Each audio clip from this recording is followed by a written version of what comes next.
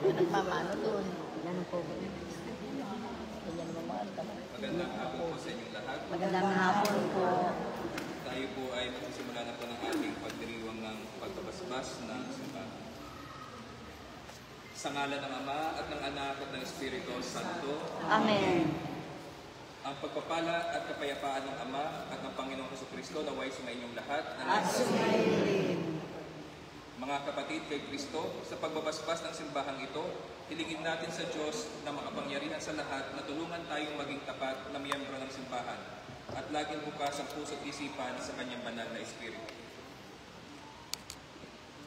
Sumainyo ang Panginoon. At sumayin. Ang mabuting balita ng Panginoon ayon kay San Juan. Malapit na ang Pasko ng mga Hudiyo, kaya't pumunta si Jesus sa Jerusalem. Nakita niya sa templo ang mga nagtitinda ng mga baka, mga tupa at mga kalapati, at ang mga namamalit ng salapi. Gumawa siya ng isang panghagupit na lubid at ipinagtaguyang palabas ang mga mangangalakal, pati mga baka at tupa. Isinabog niya ang salapi ng mga namamalit at ipinagtataob ang kanilang mga hapag. Sinabi niya sa mga nagpipili ng kalapati, "Alisin ninyo rito ang mga iyan. Huwag ninyo gawing palengke ang bahay ng aking Ama." Naalala ng kanyang mga alagad ang sinabi ng kasulatan, "Ang aking malasakit sa iyong bahay ay parang apoy na nag-aalab sa puso ko." Dahil dito'y tinanong siya ng mga Hudiyo, "Anong tanda ang maibibigay mo upang patunayang may karapatan kang gawin ito?" Tumugon si Jesus, "Ibain ninyo ang templong ito at muli kong itatayo sa loob ng 3 araw." Sinabi ng mga Hudiyo, 46 na taon na ginawa ang templong ito at itatayo mo sa loob lamang ng 3 araw? Ngunit ang templong tinutukoy ni Jesus ay ang kanyang katawan. Kaya't nang siya'y muling nabuhay, naalala ng kanyang mga alagad at sinabi niya ito. At naniwala sila sa kasulatan at sa mga sinabi ni Jesus. Ang mabuting balita ng Panginoon. Pinupuri ka namin, Panginoong Jesucristo. Ama naming nasa langit, bukal ng kabanalan at makatotohanang pamumuhay, tunay ngang marapat na ikaw ay aming purihin at ipagbunyi at ipagbunyi ang iyong pangalan. Sa araw na ito ay tinipon mo kami sa iyong harapan upang italaga ang bahay dalangin ng itong templo laan sa pagsamba at tahanang kinabubusugan namin ng iyong banal na salita at mga sakramento. Ang simbahan ay itinampok sa kadakilaan, isang lungsod na nakatayo sa tuktok ng bundok, isang ilaw na sumisinag sa buong mundo, nagliliwanag sa kaluwalhatian ng kordero, at pinagmulan ng mga panalangin ng mga banal.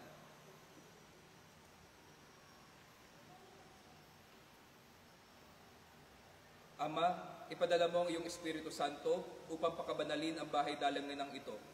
Dito'y may pagdiwang nawa ang ng iyong mga anak na nakapalibot sa iyong altar ang alaala ng Kordero Pascual. Mabusog nawa sila sa iyong hapag sa salita ng Diyos at sa katawan ni Kristo. Dito nawa magmula ang mga panalangin ng sambayanan para sa katubusan ng sanlibutan. Dito nawa matagpuan ng mga aba ang katarungan at ang mga biktima ng paniniil ang tunay na kalayaan. Mula dito'y maligaya nawang mapasok ng iyong kapayapaan ang buong sangkatauhan na nadadamtan ng dangal ng mga anak ng Diyos. Iluluhog namin ito sa pamamagitan ni Kristo na aming Panginoon kasama ng Espiritu Santo magpasawalang hanggan. Amen.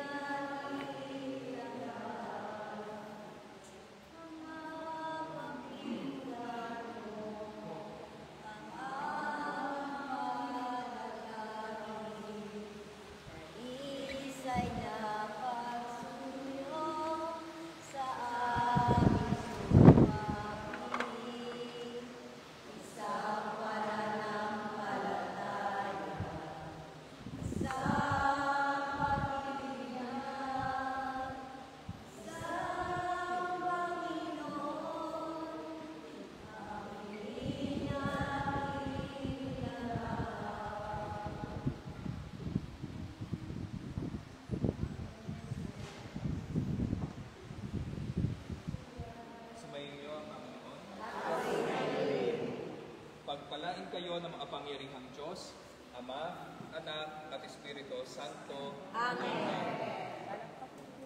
Palakpakan po natin.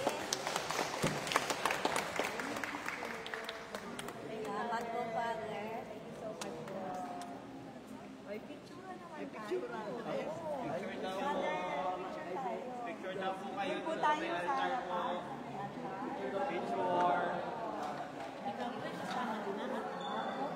Altar lang po. Picture daw po kayo. Picture daw po. Ang saya-saya nila. Pagkaalis yung sa akin.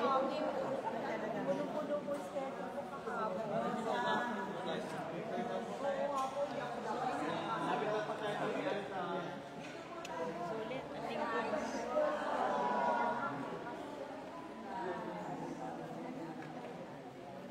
Sige, go kayo. Go kayo.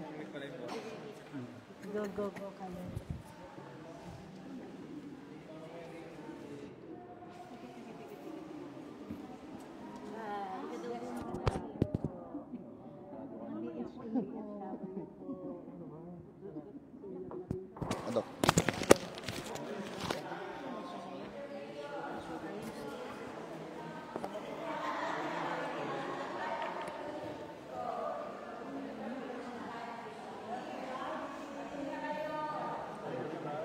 Let's go. Everybody. Kapatay, ano?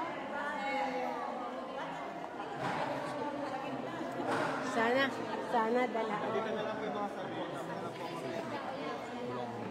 Ay, si Laika. Laika.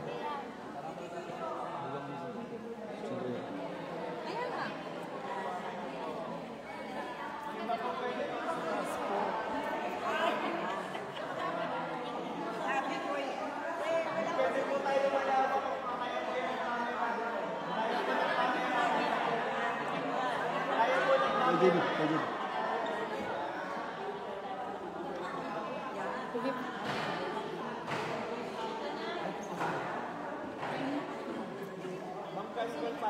Tama na kayo. Pasok. Tama na kayo. Apo, pwede po. Join na kayo. Sama po kayo, sama po. Kami. Bigyan na kayo.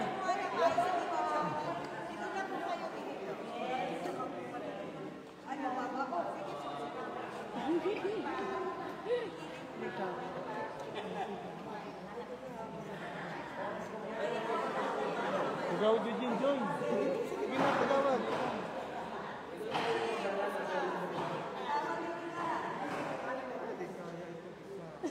Okay po, ready po. Isa pong magandang ngiti. 1, 2, 3. One more po.